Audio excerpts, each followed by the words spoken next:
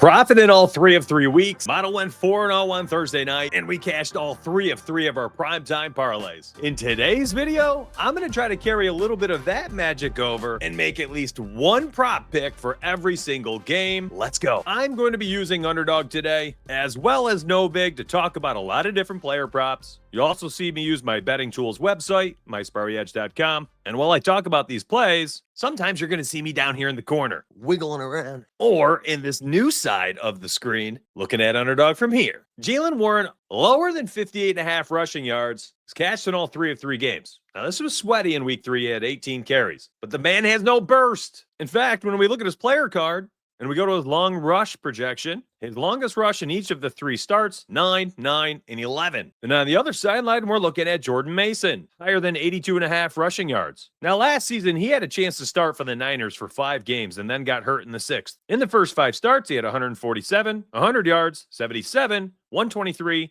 89, and then in his first start this season, with a brand new team, he had a $116. He is incredibly underrated by the sports betting community. He's a north and south power runner, and he looked pretty darn good behind that Vikings offensive line as he rumbled for 116 yards and 2 touchdowns against the hapless Bengals. Can he do it this week against Pittsburgh? Yeah, well, I think he could. The best part about this, the game is in Dublin, Ireland, and it starts at 9:30 a.m. Eastern. Hey, guess what's going on at that time?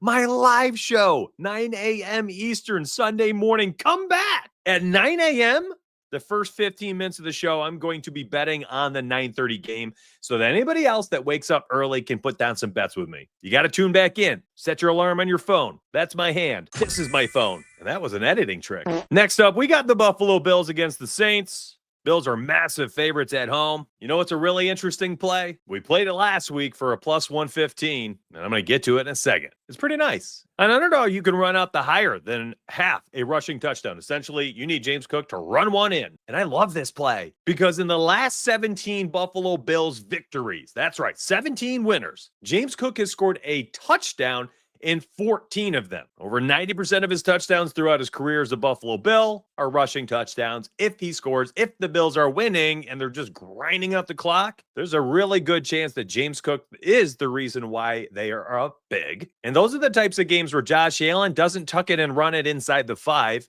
because they're protecting him. I can't imagine a better week 4 scenario for James Cook. I love all of his projections this week, but truly over there on Underdog, give me the higher than half a rushing touchdown. And if you're on Novig or Sportsbooks, take the Buffalo Bills money line with James Cook for an anytime touchdown, and I think it looks kind of spicy.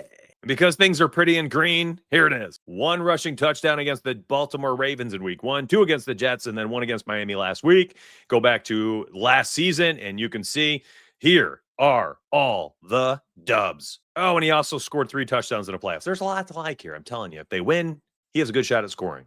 All right, next up, Washington, Atlanta. I've got 2 picks for this one. Let's talk about that in a second. But first, I told you at the top of the show, betting models went 4-0 on Thursday Night Football. 3 different staff members, including yours truly, posted an official primetime parlay. A lot of D-Gen moves on Thursday Night Football. All 3 of 3 parlays cashed. This is Discord. How delicious does this look? An absolutely goated night.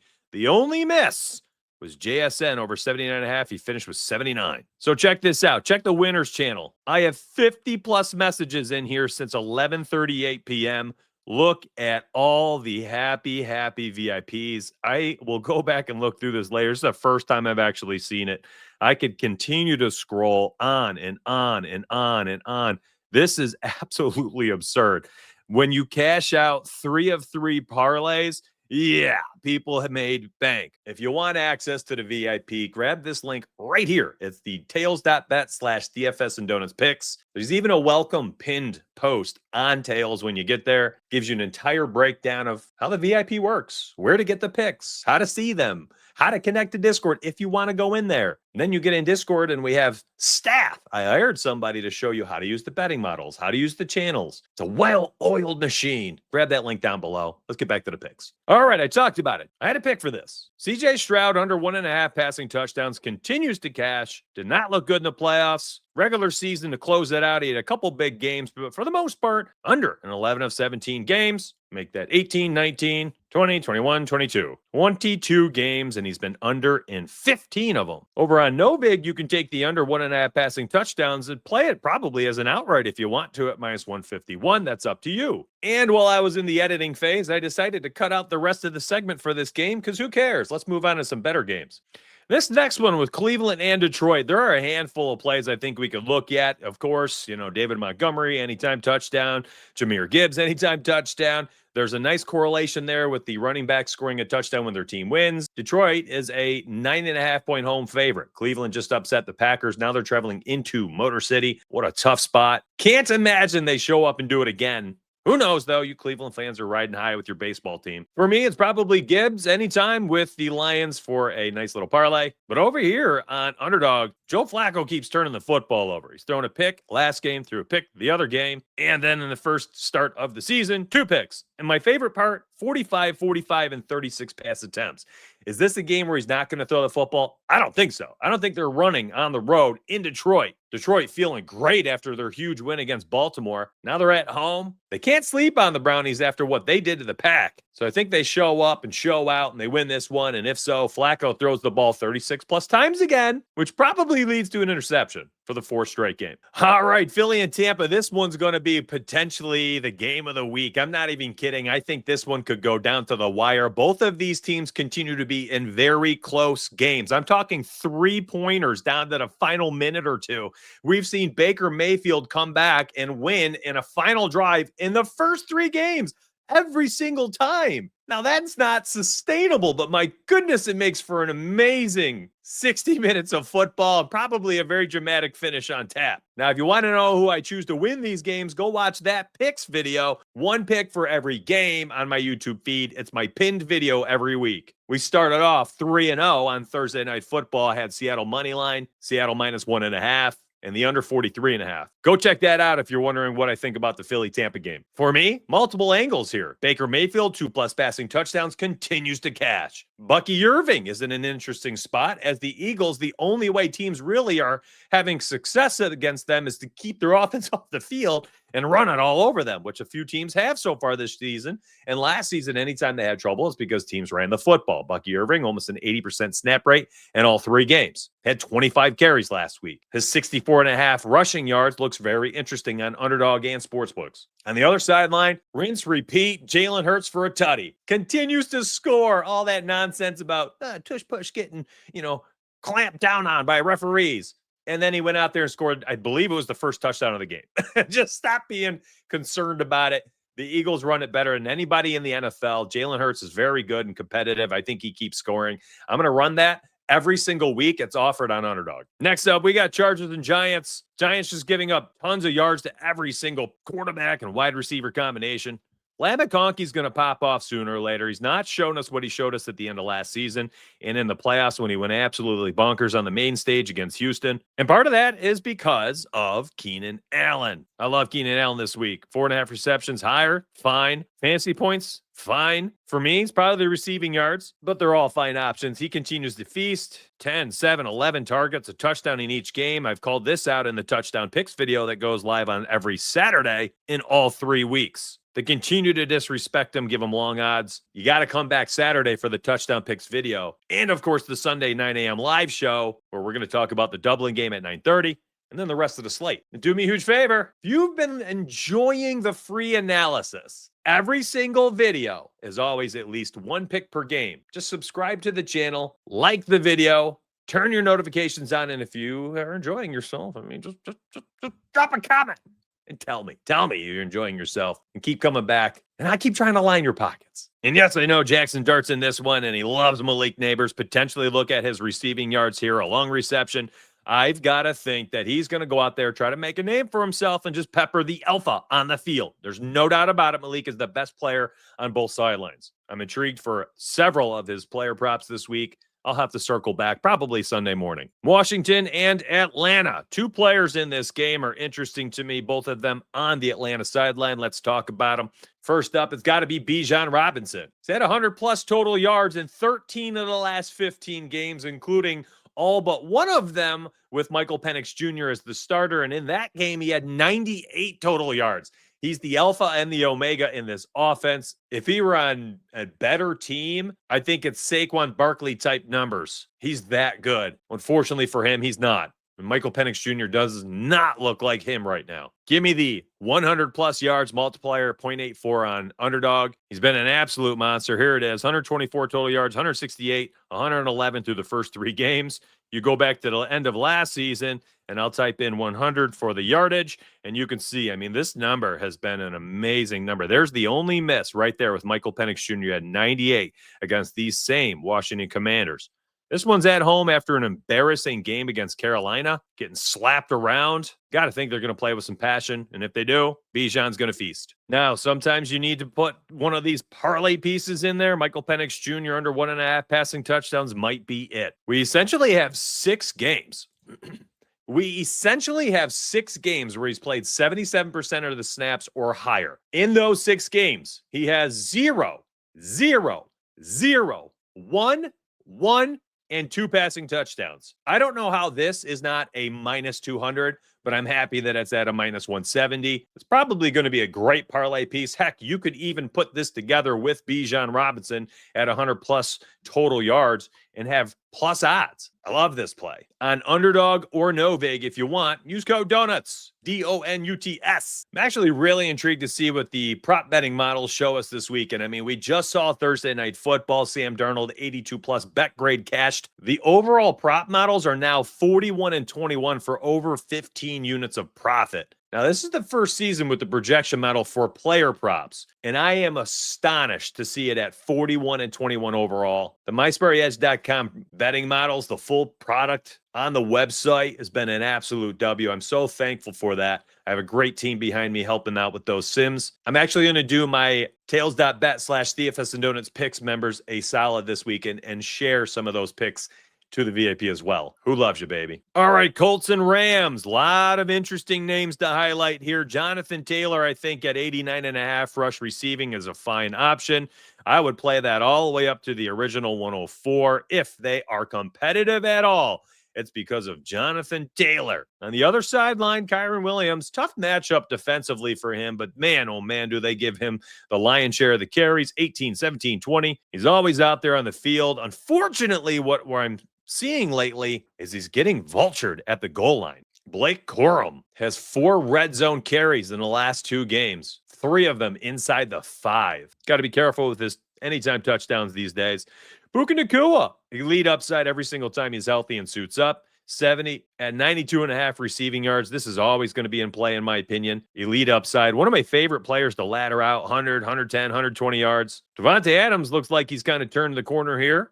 Maybe showing people he hasn't fallen off a cliff talent-wise at 33 years old. 50-plus receiving yards, all 3 of 3 games with the Rammies, and a touchdown in back-to-back, showing off his red zone prowess. This is essentially going to be the barometer, the heat check for Daniel Jones. Is he for real? A very tough road game as an underdog. They're 3-0 heading into Los Angeles, who's coming off the back of a horrific meltdown in the final quarter of that game. Up 26-7, they lose 33, 32-7, whatever it was.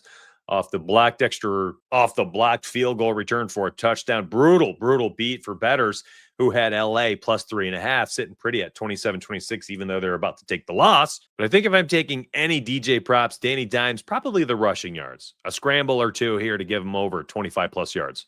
Brock Purdy looks like he's going to play again this week, which is great for the skilled position players out there in San Francisco. Christian McCaffrey continues to rack up a ton of receiving yards and opportunities. Ricky Pearsall, yeah, the pair. As long as he's healthy, should absolutely feast. 108 yards in that opener with Brock, 56 the next game, Mac Jones, 117 last game with Mac Jones. He was limited in practice, but I think the upside's there, and I think he plays. I like the receiving yards for both CMC and the pair. Made up that nickname, I think. I don't know if anybody else says it. My bad to you 49er fans. Brian Thomas Jr. is going to get going here. 7 targets, 12 targets, 6 targets for a total of 7 catches, no touchdowns, and no more than 55 yards receiving. If you watched my Thursday morning live show, you saw me talk about Marvin Harrison Jr. I also did a Discord live show an hour before kickoff Thursday night for members only, and I talked about Marvin Harrison Jr. for an anytime touchdown. I talked about his receiving yards. I talked about his receiving yards ladder as well. These elite wide receivers who are starting the season poorly, they're still elite. They just started poorly. Did you forget that Brian Thomas exploded for the final 8 games of last season? I did not. He looked like the best wide receiver in the NFL. He's going to get going here soon. I don't want you to forget about him. Sooner or later, his explosion is going to make people a lot of money. What you don't want to do is try to jump on that wave after it's already begun. You kind of want to ride it from the beginning. We got 5 games left. 3 of them are primetime games. I love talking about primetime games. Let's breeze through Chicago and Las Vegas. We'll take our time when we talk about Baltimore and KC, and then we've got the 3 primetime games, 1 on Sunday Night Football, 2 on Monday Night Football. Do me a quick favor. If you're enjoying the pace of today's show, I'm trying to keep it very clear and quick. Like the video.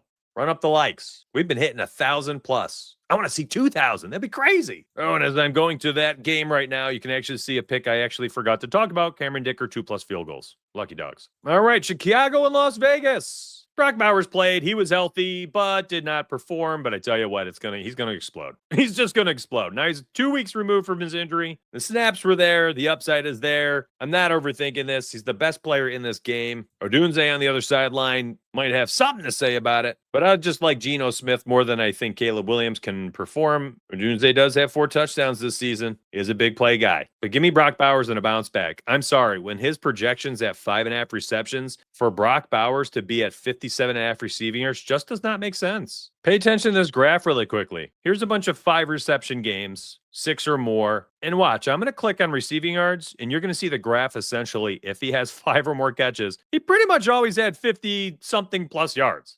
He's going to be close. If he racks up 5 to 6 catches, which I think he does this week, the over continued to hit. On top of that, the long reception was a steal, regardless of how many catches. So for me, I'm probably going to run out the long reception or his receiving yards. But let me make this abundantly clear. I am making 1 pick for every game.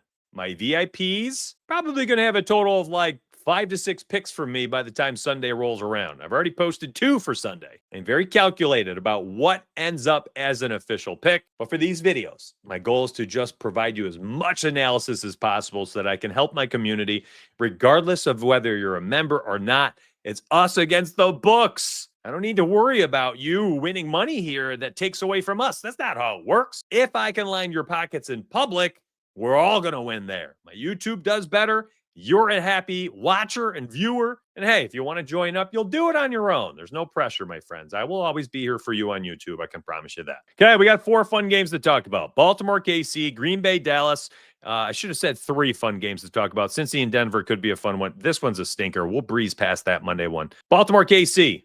My goodness, Derrick Henry, hold on to the football, man. Sold a plus 750 parlay with his fumble. The last leg out of 7. Traveling into Arrowhead. Xavier Worthy looks like he potentially could play this week. Thought there was a chance he'd come back last week, and KC needs him more than ever.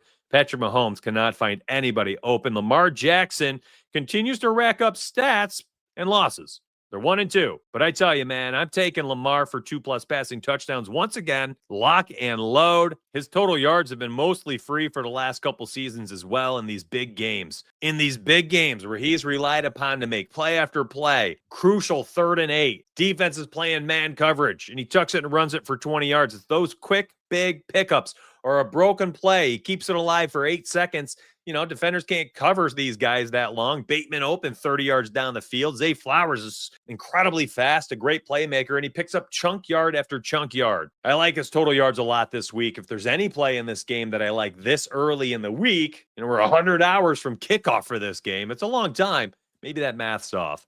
It doesn't matter. But I like the play. If I'm playing anything, it's that or his fantasy points outright. But give me the 273.5 pass yards here on underdog. I can't select it because I have so many selected, but there, I talked about it. You get it. Green Bay, Dallas. This could be a fun one. Dallas continues to fight in every single game, except for last week and their beatdown against the Bears. They lost 31-14. Whoa. That being said, Packers on the other side, they had a miserable loss against the Browns. Completely folded. 4th quarter crumble. I think this could be a pretty close game. The betting model loves Green Bay this week to cover on the road. -6.5, I want to say it was. But I think it could be closer than that. That being said, I do not argue with the model very often, as you saw Seattle and Arizona go 3-0 on the model game picks and 1-0 for the prop projection picks on Thursday Night Football. I just kind of lean into it. Props wise, I think there's two spots we can go in this one. Looks like we have no CeeDee Lamb, which means George Pickens is going to be the alpha out there for the pass catchers. He's had identical stats 2 games in a row, which is weird. 9 targets, 5 catches, 68 yards, and a tutty. And I think he could repeat it again this week without CeeDee Lamb. We just essentially saw him play an entire game minus the fourth quarter. They barely played starters in the fourth. They just looked terrible. Joe Milton finished the game out there for the Cowboys in the fourth quarter. I think we can see another 8 to 10 targets for George Pickens, who has elite playmaking upside. We all know this. And now he'll have no CeeDee Lamb. I think anything for him this week looks pretty good.